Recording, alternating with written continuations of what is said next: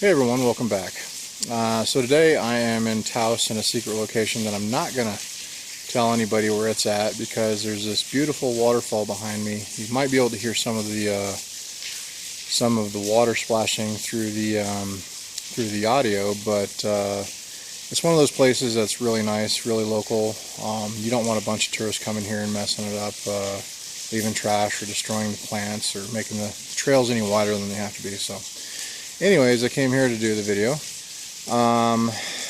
Today I'm going to talk about the different phases of awakening in the spiritual process, and also like the different things that you have to worry about, the little traps and tricks that your mind does to you that cause problems for the deep spiritual seeker. So if you haven't done it yet, please hit that like and subscribe button down below and that bell notification icon, and help me grow this channel. That would help. And I love comments, man. Leave me a comment and let's have some discussions. If you have any questions, leave those too.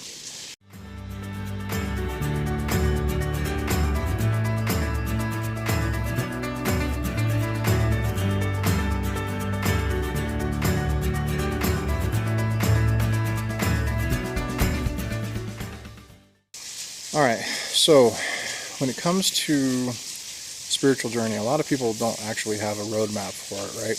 There are some systems like yoga or Buddhism that they have a path that they follow, and I know that here in the West we don't usually do that. We look at videos, we look at books, but we don't have a clear-cut path, and that can make things a lot harder. You can be on the journey a lot longer than you want to, especially if you're trying to achieve certain goals, which there are goals inside of spiritual practices, whether or not they say there's some or not, but yeah, there are. So the first thing is I'm going to go through some stages. They're not all the stages, and they're not anything that could possibly happen, but they are stages of on the spiritual path that you'll definitely go through or experience. And so the first one is it's awakening. Right? It's the part where you actually have the understanding, the direct experience that you are not your inner voice, that your mind is not you. Right? The next one is, after that, after you've awakened, is the rediscovering of life. The rediscovering of life is it's like being reborn, right? You see everything with these fresh new eyes, and they have this tendency to make everything like you've seen everything before, but it's like you're seeing it for the first time. So it's like really fascinating to look at, and you're discovering everything, and then you begin to see other people and how they interact with this life, and you're like, wow, I was like that. And the short answer is yes, you were just like everybody else, but don't let that go to your head. Okay. Then sometimes it's a little bit hard. We don't, the mind has a hard time accepting everything that it's seeing from this side, what I call this side of the mirror, and sometimes it does. But the thing is, you have to go through this acceptance that this is your new reality. Okay, and it can be tough. It really can. Some people even go through the dark night of the soul. That's all a part of this. So it happens. It's okay. We all go through it at some point or another. Then after that, you go through the maturing phase, right? Which is basically where you just sit with this. You've come to awakening. You may have gone through the dark night of the soul, or like trying to figure out concepts of right and wrong and how everything is in life, and you've come to accept that, and now you're just maturing, and you're just getting acclimatized to this new existence that you're in. Okay, and then here, I gotta move my dog. She's on my phone. You definitely get some changes in perceptions. You will see life very, very differently, and you'll begin to understand what a lot of people talk about in spiritual practice. And it's a phase everybody goes through. I mean, like even today, I still get different perspectives all the time, right? Then you also have to realize that there's also going to be lifetime growth. You're going to be you're going to be doing this for the rest of your life, right? You're going to be discovering things about yourself, about other people, about the nature of reality. And it's the rest of your life. You're always a part of it, right? So you can't really take a break from spirituality, because you can't unsee it once you see it, right? So, and then eventually you get to a part where you begin to interact with life itself, where you notice that if I do this, this happens. And you start getting some of the deep spiritual stuff, where you realize that the reality that we live in is a very interactive system that responds to you, your emotions, your thoughts, and other people. So, all right, that's just some of the things that you can expect.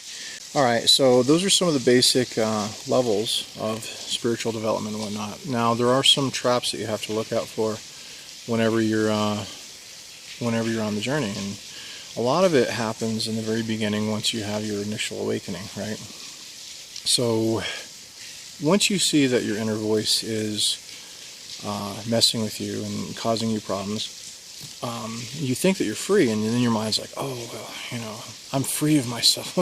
Think about how silly that is. The mind, free of the mind. It doesn't quite work that way, right? But some of the things that happen are like a person all of a sudden assigns themselves this divine mission. I must save humanity. I must save the world. I got to go out there and do all this stuff now that I am awakened and spiritually advanced. I'll tell you right now, awakening is literally just the basics. You've graduated kindergarten, and there's a lot more to it. One of the other things that happens, especially in the beginning, and sometimes even later stages, you see this, is spiritual superiority. I am so much more advanced than you. I have this, I have that. You don't understand because you've never had these experiences, and maybe one day you'll get it. And essentially what they've done is they've created a spiritual ego, which is literally one of the worst egos that there is, because it means you didn't do a lot of ego work. You can't recognize within yourself how much of you, your mind, is still in control, right? So that happens. Another thing that happens is you begin to reach out to people. You'll realize that your life has gotten better once you get over the mind controlling you as much, and so you'll reach out for people. You'll be like, hey man, if you just do this, if you follow in my footsteps, if you do what I tell you to do, or if you read this, or if you do that, then you'll be good too. And then you start becoming like a used car salesman for spirituality, which has the opposite effect. It actually pushes people away, and then it makes them less receptive to coming back to the path later on when it's time for them to do that. So you can actually hurt other people's spiritual progress by reaching out for people who aren't ready. Okay. And the other thing that happens is, this is very common, especially within the first 6 months of a true awakening, is the mind goes, well, now that I'm free of my mind, I want this and I want that, right? And this is the phase where the ego basically takes you back over, and it says, I can use this to make money. Oh, great. You had one spiritual awakening, and all of a sudden you're going to go out there and make money helping other people when you don't even understand the deeper, more complex things that come from years of doing this stuff. Okay. Or, I want this or I want that. I want to use it to manifest. I want a new house, new car, new job, more money. And it's like, basically, you completely bypass the whole part where nothing can make you happy, including materialism. And, the ego literally just sucked you right back in. So those are definitely some problems you need to be on the lookout for. So there are some tricks, some things that you can put in your spiritual toolbox that you probably need to know. Eventually one day when I complete the book I'm writing, I'll go through this. A lot of this is the basis for pretty much all Eastern spiritual practices. You can come to these realizations on your own, But it's a lot easier if you have these in your toolbox, because it allows you to keep yourself in check. Okay, so basic rule of Eastern spiritual practice, is you don't know anything you've never directly experienced. If you've burned your hand, you know what that feels like. But try and describe color to somebody who's born blind, and no matter how good you think your description is, the person will never truly know what color is because they don't have the capacity to see it, right? And this should help you to realize that literally everything you think you know was handed down information, whether or not it was from school or books or videos or whatever else. We're just trusting that the people who tell us these things know what they're talking about. Well, here's the problem. Generation after generation after generation of people telling the same stories that don't actually know because they weren't there, have never experienced it. And you have to remember that even history was written by the people who won the wars, not by the people who lost them. So, question everything, And that comes to the next one. Question everything. Question everything you think. I see a lot of people that will tell me stuff like, they'll use a lot of New Age spiritual jargon. And it's like, well, my pain body. Okay. Well, you have a body, you have a brain, okay, or a mind, and you have the consciousness inside of you, which, if we want to call it spirit, but consciousness. But where's this pain body, right? I'm not saying it's wrong, but how do you know? And when you dig into these people, when you ask them where they got it from, it's because they read it in a book or they heard it at a yoga class or from other spiritual teachers, but they don't actually know it. Now, is there a chance that pain can be stored in your cells? Sure, absolutely. It's part of the evolutionary cycle, right? But that's not a pain body. That's just, the cell holding on to information, which is completely normal, right? There's no additional secondary spirit inside of you that's just sitting there holding stuff. And if there is, have you directly experienced that, or are you relying on somebody else who's told you? So question everything, even everything you think you know. And I'm not bashing modern spiritual people and the new fads and stuff that are going on. Some of them may be onto something, right? It just doesn't coincide with anything from the ancient stuff, for the most part. And we haven't really changed physiologically or mentally in the last few thousand years, as far as I know. So, be careful of that. If it's another tool that you need to know is if it's a thought or a belief without direct experience, you need to question it, because that's probably your ego or your mind. Ego is a lot more than just your inner voice. It's your belief structures, your concepts of right and wrong. It's things that you can't even see. There's so many different layers of ego. Sorry, my battery died on my phone, so I had to switch over to. I'm sorry, my battery died on my camera. I had to switch over to my phone to try and finish this video. So I don't know if the quality is going to be as good, but here we are. So yeah, don't be afraid to question everything. And here's the thing. If you have a good teacher, a non-dogmatic, non-cult-like teacher, you should be able to question them too. You should be able to ask them, how do you know? How do you know something? And if the answer isn't, well, I experienced this when this happened, blah, blah, blah, then they're preaching dogma. Now, the people from India have given us some absolutely amazing research into the past spiritual teachings. The one problem that I see that seems to be carried on by a lot of people from those traditions is they will often preach things that they've never experienced while telling you to only, you only know what you have directly experienced. So, they start talking about Indian astrology. Talking about the different ages and different things going on with the universe, and it's like, okay, but you haven't directly seen this yourself, so how do you know?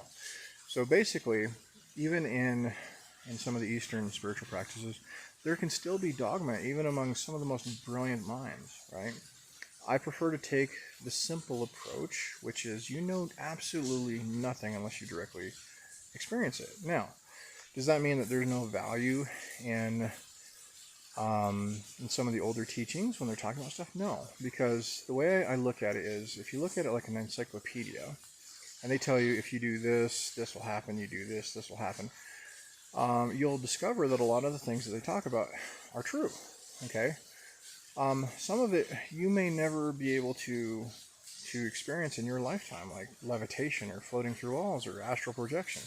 Your body may not be physically capable of doing that. Doesn't mean it's not real, and it doesn't mean it's real, right? It just means that you don't know until you've directly experienced it. Okay, and the final part of this video is signs or how you can tell that you're on the right path. Okay, life gets easier. You know, you don't have as much drama or bad things going on. It seems like you just enter into this flow state, right? You're in awe every day. There's not a day that goes by where I wake up and I'm like, wow, I'm going to work, I'm tired, I'm hungry, or whatever minor inconvenience this body's experiencing. But then I'm like, but I'm still in awe. I'm in awe of watching people and life just move around me, flow around me, and how it interacts with me. And so there's that. And once you enter into this flow state, and you stick to the basics of, you understand that you don't, like, I want this, I want that, can be a form of suffering or can drag you down a hole you don't want to go into. Then you realize that everything you need is provided. Maybe not everything you want. And you have to be careful of that you don't want this in order to be happy, but everything you need seems like it just flows to you, Even if you're short on money, it's like money just mysteriously appears. You get a flat tire, somebody shows up out of nowhere and helps you out, And there's going to be times when you're really, really, really confused and maybe even feel like you're lost, but you're not, right? Because no matter where you are, there you are. Okay. And you and your consciousness as a part of this reality, this life that we live in, you got nowhere to go. You can't escape it, right? So you're not lost. You're still here. But if you feel lost or confused, just realize that feeling will go away and you'll have moments of clarity peek through, or even days or months of it peek through. Like, I don't really get lost per se anymore, but I have days. Like, I had a day yesterday where I just felt sad for no reason. And then I asked myself, do I have a reason to be sad? And I looked deep inside of myself and I realized I did. And I was like, oh, cool. Well, I ain't got nothing to worry about that. And I was right back to my normal self. Yeah, it takes practice, but you can get that. So I hope you enjoyed the video. Please leave me a comment. It helps with the YouTube algorithms, and I really like responding to questions. And this is also how I get ideas for new content in the future. So, but I'll see you guys later. Bye.